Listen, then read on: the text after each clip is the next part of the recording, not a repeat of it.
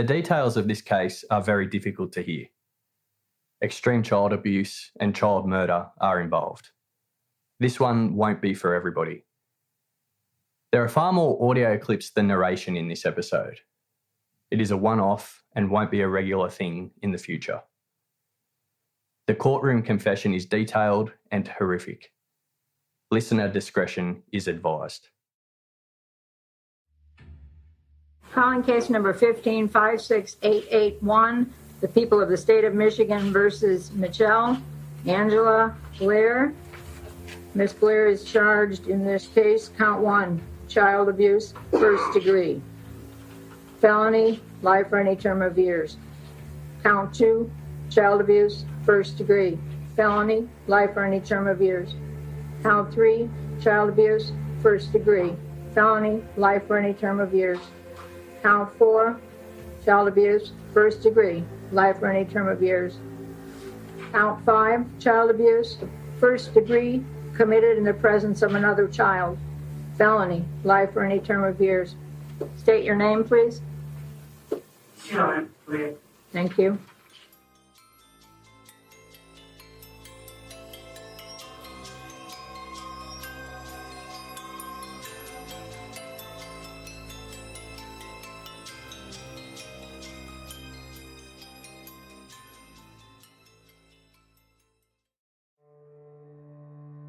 This story takes place in Detroit, Michigan, at Martin Luther King Homes, a low-income public housing complex containing 312 units, located on St. Albans Street.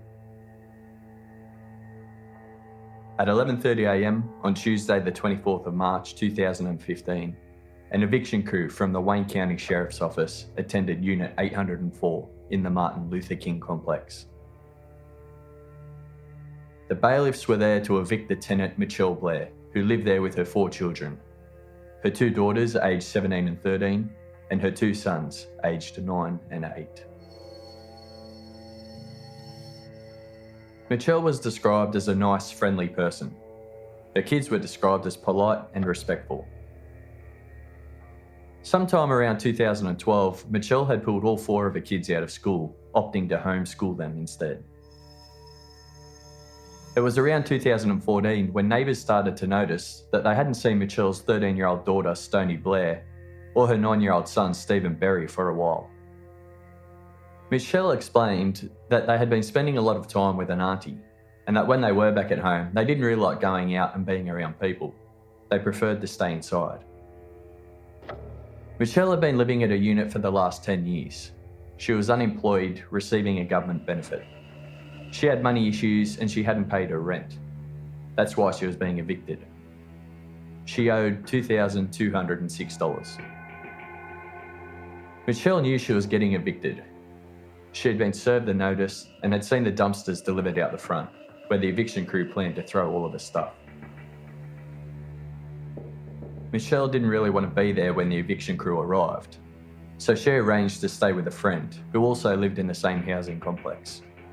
She took her eldest daughter and her youngest son with her to her friend's house, explaining that her other 2 children were with their aunt. The eviction crew arrived and knocked on Michelle's door. They got no answer, so they forced entry and started the eviction process. They were met with a disgraceful mess of a unit, with rubbish and food scraps all over the floor, items of clothing and other junk thrown around everywhere. The conditions were described as barely livable. The eviction crew got to work clearing out the furniture of the house, and they came across a chest freezer. They opened it up to see what was inside. 11:30, 7th Precinct received a call. Officers assigned to 7th Precinct received a call from the bailiff, who was in this complex of Martin Luther King Homes, conducting an eviction. And it was during that eviction process that they discovered 2 young children in a freezer. Further investigation revealed that it appeared to be 2, a male, who we're saying is approximately 11 years old, and a female 14 years old, inside of a plastic bag appeared to be frozen. The eviction crew opened the chest freezer and located the frozen body of Michelle's 13-year-old daughter, Stoni Blair. That's when they called 911. It wasn't until shortly after that they realised there was a second body underneath. Michelle's 9-year-old son, Stephen Berry. Michelle Blair was also known by her nickname Angel, described as a nice, friendly person by her neighbours. Her Facebook profile read, "Loyal to my babies," and "there is no greater blessing than being called a mum." Michelle Blair had some serious questions to answer, and it didn't take long for police to catch up with her. We were fortunate yesterday that a member of our community stopped our investigators and led us to the location where we found and arrested the mother of the 2 children found dead in her apartment.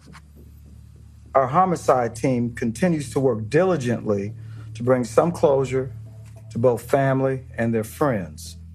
The medical examiner will be performing autopsies in the next day, and at that time, we will know the cause of death of these 2 children.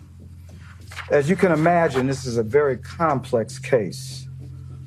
While we all understand your desire and the desire to know more about what happened in the home, I will ask you to be mindful of the 2 children who are also in the home that are still alive.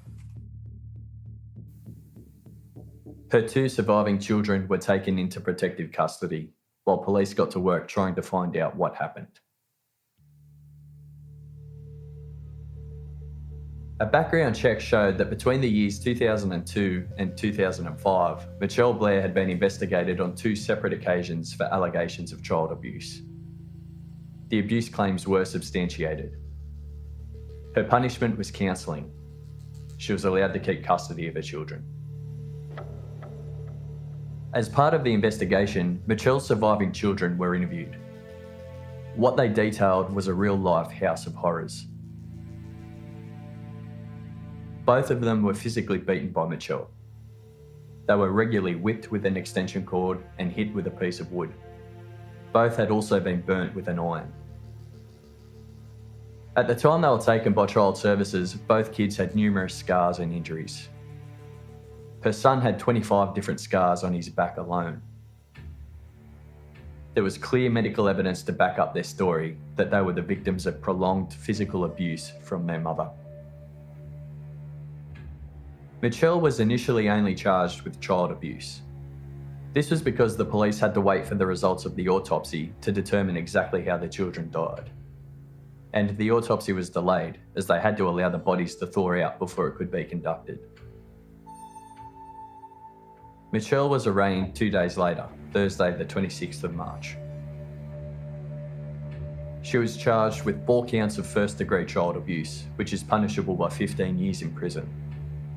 She was also charged with 1 count of committing child abuse in the first degree in the presence of another child. That carries a life sentence. Her bond was set at $1 million. Within a week, the autopsies had been completed. The conclusion? There was no doubt. Stoni Blair and Stephen Berry had been murdered.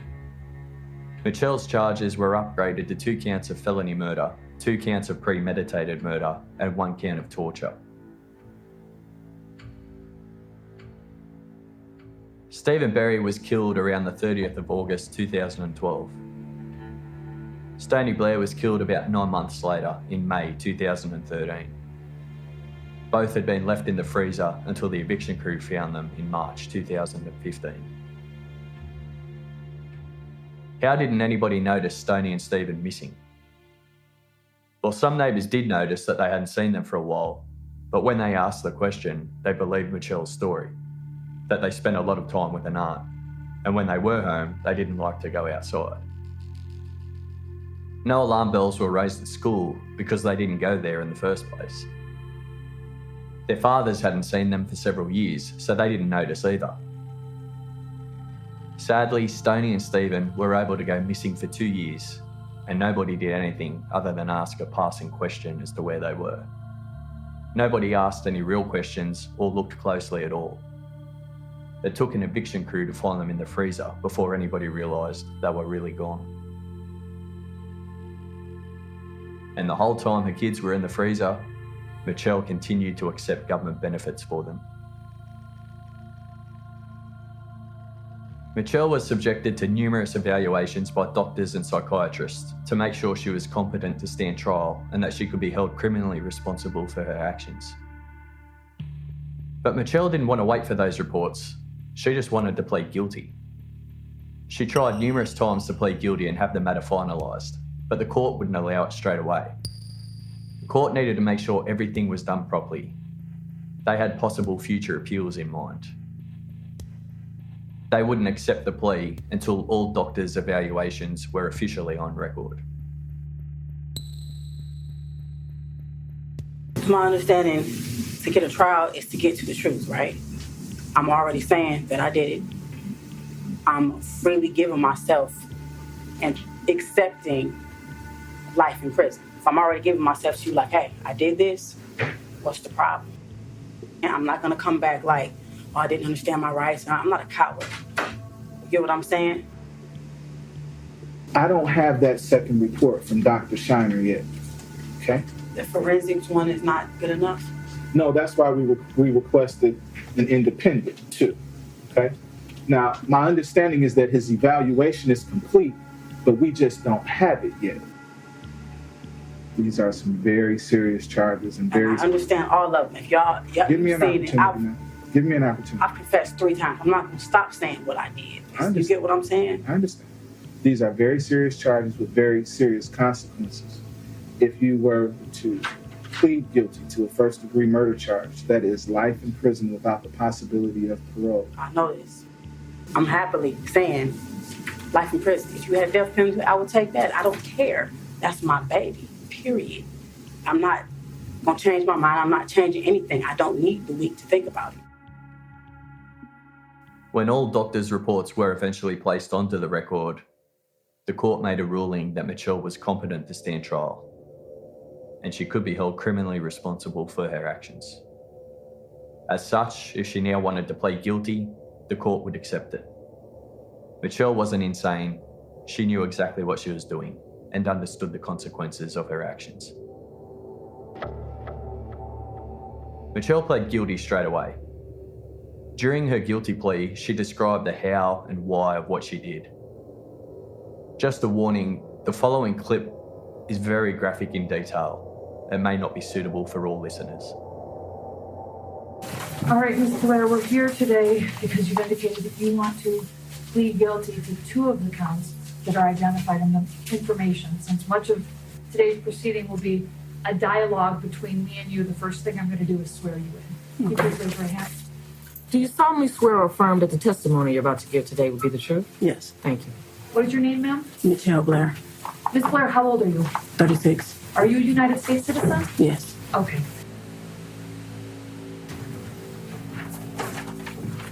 Now, the information I have before me is that you want to plead guilty to count 2, the premeditated murder of Stoni Blair, Yes. and count 3, the felony murder of Stephen Barry. Yes. Okay. Am I correct that you want to plead guilty to those counts? Yes. Okay. You understand that if I accept a guilty plea, you'll be subject to a mandatory sentence of life in the Michigan Department of Corrections without the possibility of parole for both cases. I understand. Okay. You understand Michigan does not have the death penalty? I do now. Okay. Ms. Blair, what did you do to Stoni Blair that makes you guilty of premeditated murder? She raped my son. I intentionally killed her. How did you do that? Starting from the beginning, when I found out about what Stoni was doing to Matthew, it was 9 months later after finding out about Stephen. So for the whole 9 months we were in the house, she was still raping my child. I did not know that.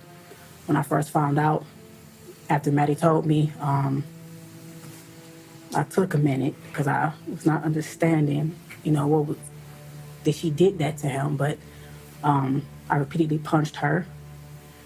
On many occasions, my son, I told him to tell me every single thing she did to him.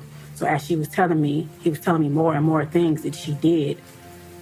I assaulted her every time he told me what she did to him. By assault, I mean I punched her. I have put a bag over her head till she lost consciousness. I threw hot water on her, scalding hot water from the faucet. Did you hit her in the head with a wooden Yes, stick? I hit her on her head multiple times, over and over. Was that shortly before she died? That was actually days before she died and the day she died. Okay. I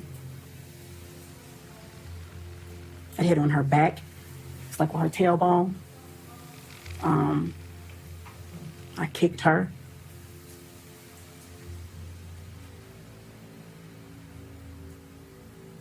Okay, I just want to clarify a few things. And perhaps you don't know, but did this happen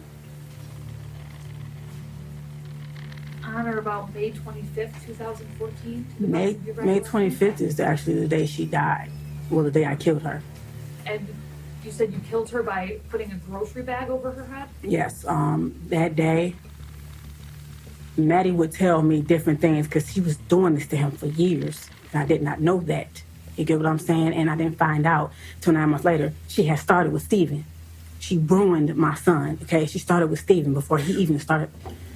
So, yes, I put a bag over her head, but it got worse that day. Yes, I did. It got worse that day because Matthew would tell me how she would take her pad, her menstrual pad, and squeeze her blood out in his mouth, okay? And it was over with after that. It was over with. You meant to kill her? I definitely meant to kill her. Okay. It wasn't an accident? No, not at all. If I had a chance to do it again, I would. When you went and got the grocery bag and suffocated her, that was your intent? Yes. She was standing in the bathtub. I was throwing hot water on her.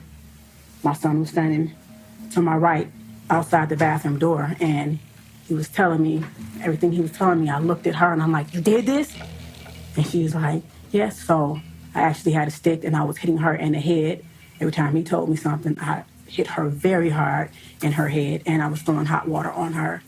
And when I actually took her out of the bathroom, I took her back in her room, and I just kept staring at her, and I said, excuse my language, but I'm like, why the fuck would you do this to him? Just like, I'm constantly asking her. She kept saying, I hate him. And I'm like, you hate him? And she admitted to me that she hated Gabrielle, she hated Steve, she hated everybody. And I'm asking her why. She says, everybody always think Matthew's so cute. And I'm like, so you fuck your brother, because you get what I'm saying? So I meant to. I definitely meant to. And I do not feel any remorse for what I did to Stoni, because she had no remorse for what she did to my son. It's not only raped him, she gang raped him with Steven. Matthew, we're all sitting on the floor, and he was telling me, this is how I found out about both of them doing it together. But it was too late. Steven was gone. But Matthew told me that Stoni would actually make him sit there while, in his words, her and Stoni did the nasty stuff, and then they did it to him. And so this was your way of inflicting punishment? Definitely. Okay. Okay.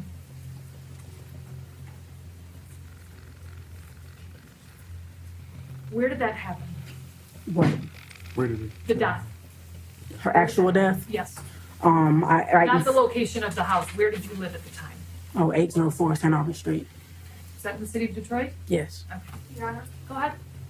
can we ask Ms. Blair if she ever actually saw or witnessed any of these acts with regard to Stoni or... Okay. Yeah. Did you ever actually see anything of any sexual abuse of any kind between either Stephen and Stoni and Matthew? I reject her question, but I will answer it because no one will say that this did not happen, because it actually did. I just want to have a clear record. Because so far all you've told me was that you just heard it. Did you ever And that they admitted it. No, I did Okay. not. You Okay. get what I'm saying? Yeah, no, I But understand. as I went back in my head and thought back to all the many things that was wrong with Matthew over the years. And I'm like, that's what was wrong with you? He'll use the bathroom and say, Mom, my butt hurts when I poop. I don't know, Matthew. So I started giving him 100% juice to make his stool softer, maybe to help him use. But that wasn't the problem. It wasn't his stool. It was that he was being raped, okay? My son looked me in my eyes and he gave me a very detailed account of everything they did. Matthew is not a violent boy. He is a very sweet little boy. So for him to stand there and look at me and say, do it again, he was hurting, you know? Okay. At a certain point, I told him to stop talking. I said, Stoni, you tell me what the fuck you did to my son. And I said, Matthew, if she's saying anything that's not right, tell me. She started telling me many things. And I also asked her, so why didn't Stephen tell me that when I asked him, did anybody do this to him? Why didn't he tell me that you did it to him?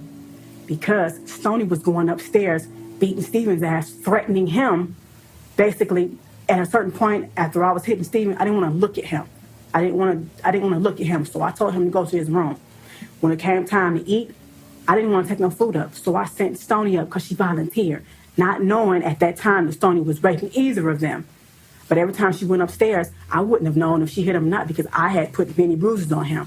So every time she went upstairs, she admitted to me that she was hitting him also, knocking the hell out of him, telling him, you better not tell her nothing. Okay. You get what I'm saying? I understand.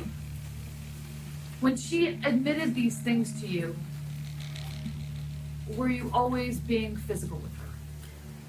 The first time, no. We were sitting there. Okay. She denied it constantly. I'm like, Stoni, you better tell me the fucking truth. Matthew's sitting here. He don't know nothing about it. He constantly, you get what I'm saying? Who would admit that? Who would admit that if they did not do it? Okay. All right. Tell me what happened to Stephen. Basically the same thing. Can I ask you a question first? The people standing behind me, this woman who just asked the question, is she trying to make it seem like this did not happen?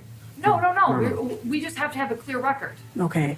This is your time to talk. Go ahead. Well, all we're trying to do is just make sure that the record is clear. Okay.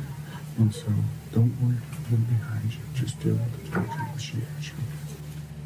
I mean, right now, ma'am, this is just you choosing to plead guilty. The people did not have any sort of plea agreement. Yeah, because, you with know, at it's all. like I'm willing to take a polygraph test. It's like, because I understand people don't want to hear me, period, but I'm willing to take it on I'm listening to everything. you. Tell me what happened to Stephen. I came home one day. My daughter, Gabrielle, my oldest, met me at the door, and she's like, Mom, come see what Maddie doing with his dials. And I'm like, what is he doing? He was making one dial, his little wrestle man, hump on top of the other. No, I'm like, Maddie, why was you doing that? I said, anybody ever do this to you? He said, no. I said, then why are you doing that? And he said, yes, Stephen did. And I was like, so this is the first I'm hearing about that, period. This was 9 months before Stoni. Okay, Stoni wasn't downstairs, and she was always in the background. I wish to God I had questioned everybody together, but I didn't. Would you say this was around August 30th, 2012? No, this was before August 30th. August 30th is when he died. Okay. This was maybe a week and a half. Before he died? Yes. Okay. So that, Matthew telling you that set off some action? Yes, I went upstairs because Stephen was upstairs in his and Matthew's room. And I went upstairs and I said, Stephen, Matthew said you was humping on him. And then Stephen stood up and he looked at me, and right then I could tell something was wrong in his face because he was just like this. Ain't normal kid. I know my kid would have been like, what? That's not what he did. He stood up and looked at me like he done lost his mind, okay? And it just, hearing that from him had me fucked up in my head, period. But I asked him, I said, Stephen, tell me the fucking truth. Was you humping on Matthew? He said, yes, but that was all.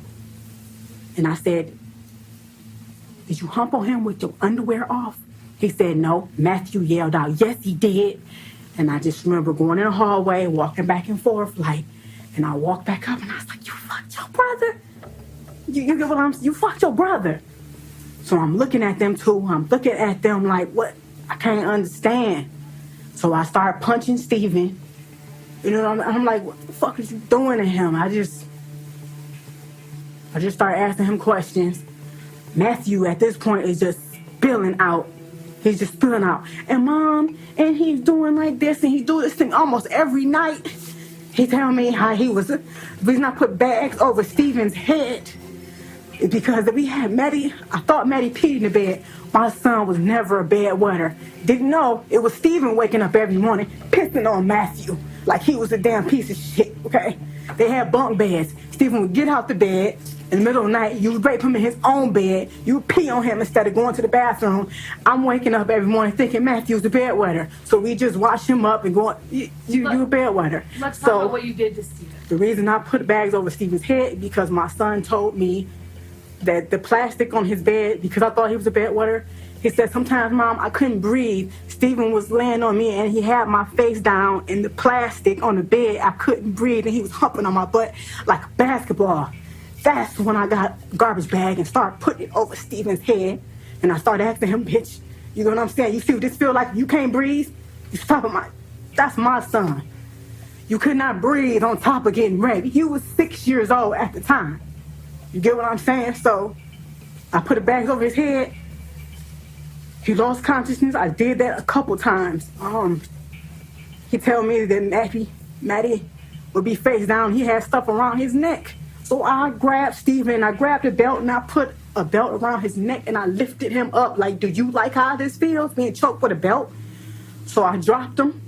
I held him up until he lost consciousness as well. You were intending to... No, I did not intend to kill Stephen. No, I'm not. Listen to my question. You were intending to inflict serious physical harm, but not kill him. Definitely. Okay.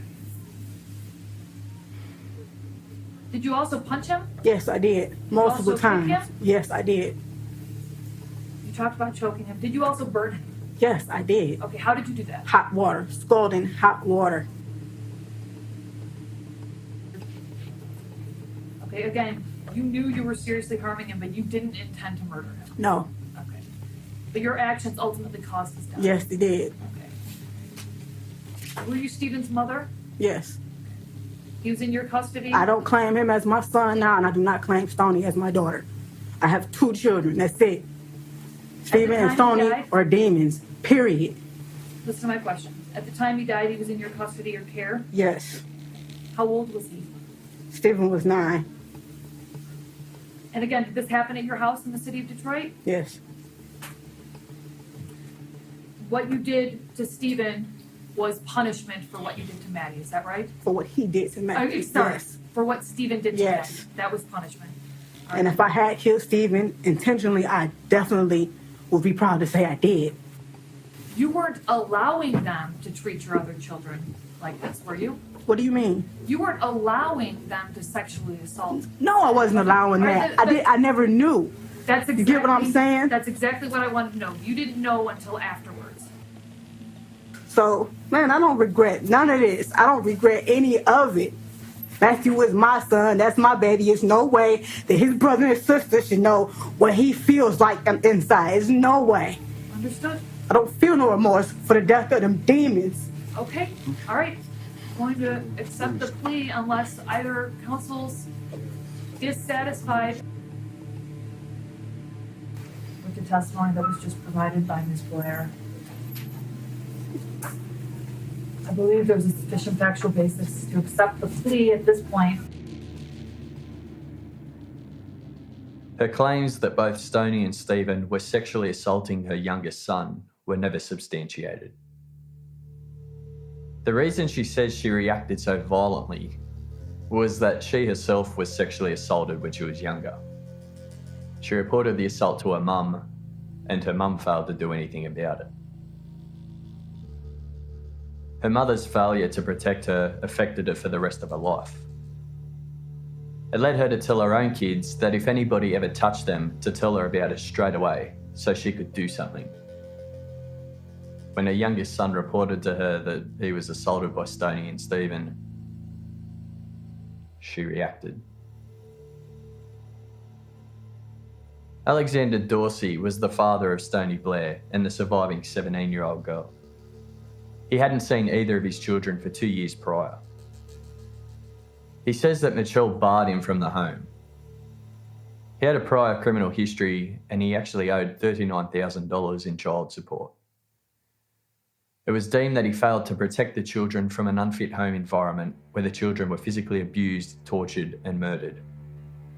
He was not allowed custody of his surviving daughter. Stephen Berry Sr. was the father of Stephen Berry and to the surviving 8-year-old boy. He last saw his children 3 years prior. He also says that Michelle prevented him from seeing them. He owed $10,000 in child support payments. He also had a criminal record, and it was also deemed that he neglected to protect his children from an abusive environment. He was not awarded custody either. Both surviving children lived in absolute terror and will need extensive trauma therapy and counselling. The 8-year-old boy was displaying problems with his neurological development due to the horror he experienced every day. Although Alexander Dorsey was not awarded custody, unlike Stephen Berry Sr., he actually retained his parental right, and the judge did this for good reason. If he removed Dorsey's parental right, then his daughter would only qualify for services until she was 19 years old. But by keeping Dorsey's parental right intact, she qualifies for services until she is 20. By services, they're talking about helping her go to college, classes to teach her to live independently, and obviously therapy. The court ruled it would be in her best interest to qualify for these services for an extra year. She mentioned that she wanted to go to college and become a veterinarian. The judge said it would be totally up to her what sort of relationship, if any, she wanted to have with Dorsey.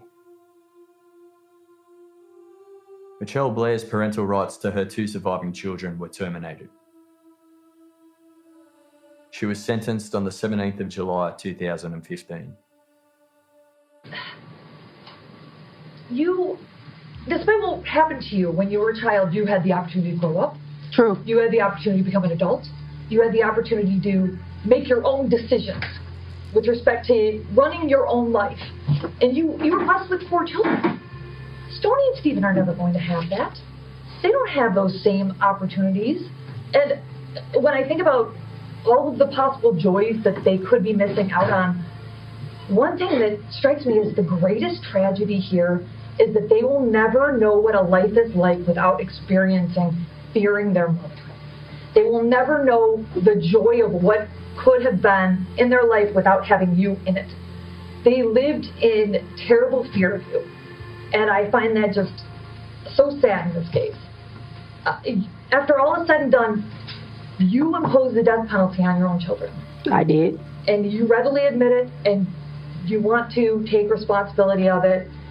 You're therefore sentenced to the Michigan Department of Corrections for the rest of your life without the possibility of parole, meaning, of course, that you will never get out.